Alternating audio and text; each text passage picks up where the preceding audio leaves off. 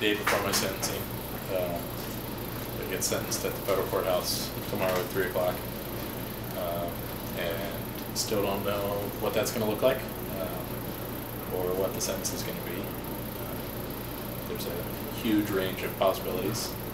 The judge is known as the most unpredictable judge in the circuit, so we'll just find out tomorrow.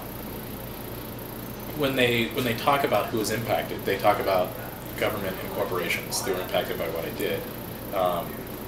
And they seem to think that government and corporations are the same thing as the public. Whereas that's one of the things I really want to talk about tomorrow, is that my actions in fact helped the public, or protected the public. And that's not a discussion that the prosecution has really wanted to get into. They've just wanted to assume that oil companies are the same thing as the public. Protecting one means protecting the other. Well, I think when we look at the real threats to the public right now, the threats to the public aren't people who do civil disobedience. The threats to the public are corporations that are co-opting our government to exploit people and to exploit the natural resources that we depend on.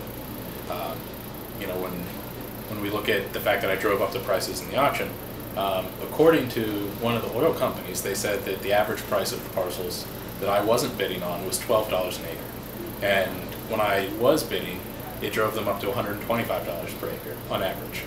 And so they say that that's the harm that I caused, that they were getting these public lands for pennies on the dollar, for a tenth of what they knew they were actually worth, what they were willing to pay for them. And the government somehow tries to pretend that that's harming the public, for the public to get the actual value of the lands rather than a tenth of that the oil industry would rather pay.